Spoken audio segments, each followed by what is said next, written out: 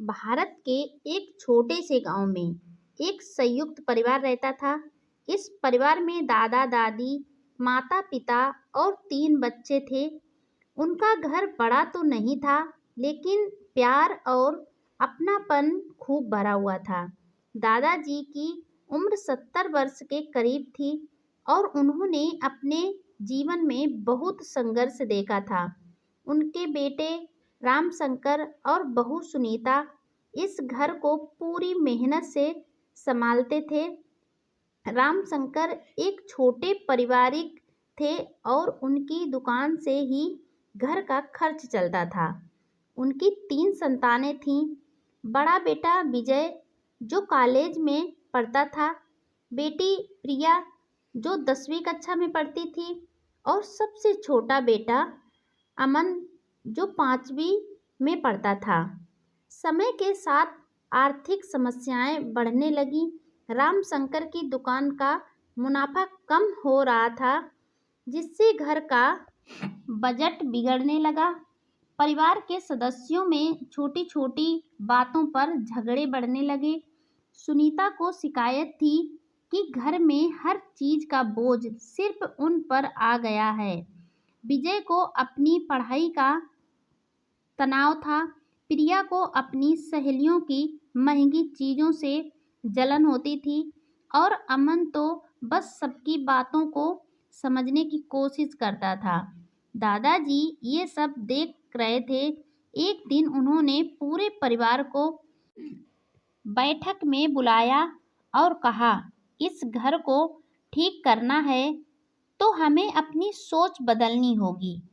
मैं तुम्हें एक कहानी सुनाता हूँ। दादाजी ने कहानी सुनाई। एक बार एक किसान के पास 3 बेटे थे। वे हमेशा आपस में झगड़ते रहते थे। किसान ने उन्हें एक दिन 3 लकड़ियों का गट्ठर दिया और कहा कि इसे तोड़कर दिखाओ। तीनों ने कोशिश की, पर कोई भी इस गट्ठर को तोड़ ना सका। फिर किसान ने उस गट्ठर को खोलकर लकड़ियों को अलग अलग कर दिया और कहा कि अब एक एक लकड़ी तोड़ो। तीनों बेटे ने आसानी से लकड़ी तोड़ दी। किसान ने कहा, जब तुम एक साथ रहोगे तो तुम्हें कोई नहीं तोड़ सकेगा, लेकिन यदि तुम अलग हो गए तो तुम कमजोर पड़ जाओगे।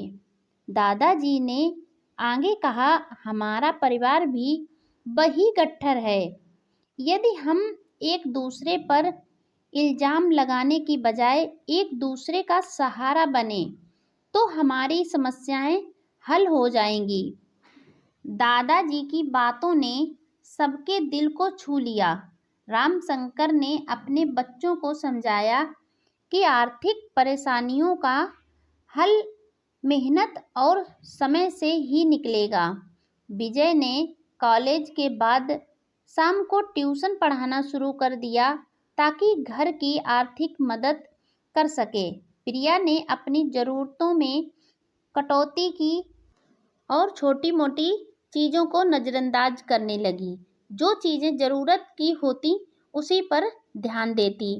सुनीता ने अपने समय का बेहद ख्याल रखा और घर के कामों में प्रिया और विजय को भी शामिल किया ताकि वह अकेली बोझ महसूस न करे। अमन ने भी घर में खुशियां लाने का एक तरीका निकाला। वह रोज सभी के लिए अच्छा लिख कर लाता और दीवार पर चिपका देता। एक दिन उसने लिखा, जब सब मिलकर चलें तो मंजिल आसान हो जाती है। धीरे धीरे रामशंकर का व्यापार फिर से फैलने फूलने लगा। परिवार के सदस्यों ने एक दूसरे का साथ देना शुरू किया तो हर मुश्किल आसान लगने लगी।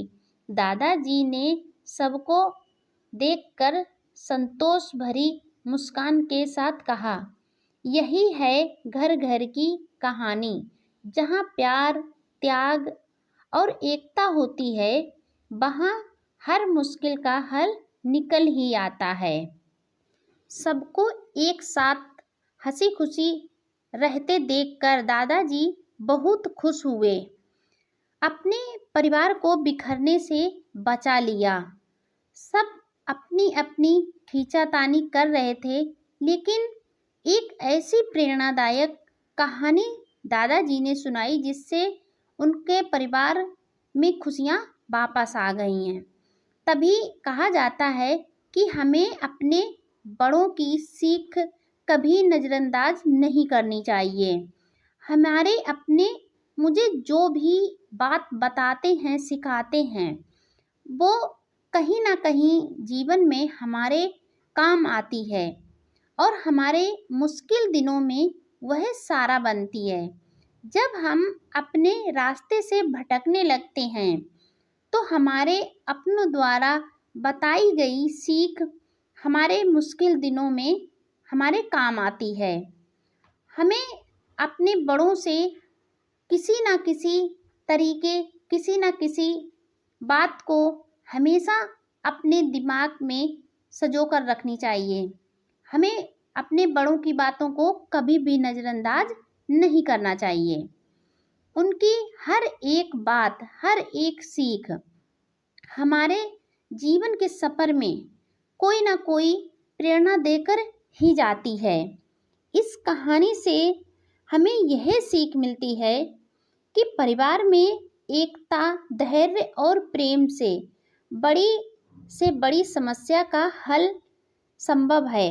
अगर हर सदस्य अपने हिस्से की जिम्मेदारी समझे और एक दूसरे का सहारा बने तो कोई भी घर खुशहाल बन सकता है। हमें हमेशा मिलजुल कर रहना चाहिए और घर के काम में, अपने घर के किसी भी चीज़ में अपनी जिम्मेदारी देनी चाहिए। हमें अपनी जिम्मेदारी से कभी भी पीछे नहीं हटना चाहिए।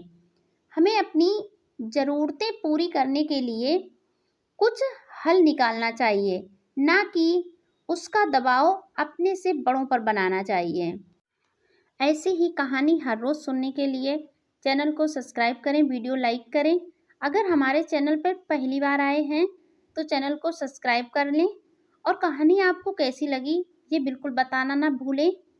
और एक काम आपके लिए कि मेरी कहानी आप कहाँ से देख रहे हैं, कहाँ कहाँ तक पहुँच रही है, कृपया अपने गांव का नाम जरूर लिखें, जिससे हम ये जान सकें कि हमारा वीडियो कहाँ कहाँ तक पहुँच रहा है।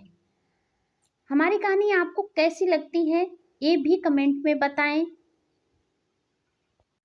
वीडियो लाइक शेयर ज़रूर करें। अगर आप हमारे चैनल पर पहली बार आए हैं तो चैनल को सब्सक्राइब करना बिल्कुल न भूलें। ऐसे ही कहानी हर रोज़ सुनने के लिए चैनल को सब्सक्राइब करके बेल आइकन ज़रूर प्रेस कर दें, जिससे हमारा आने वाला हर एक वीडियो का नोटिफिकेशन आपको समय पर मिलता रहे। कहानी अंत तक सुनने के लिए आपका बहुत बहुत धन्यवाद।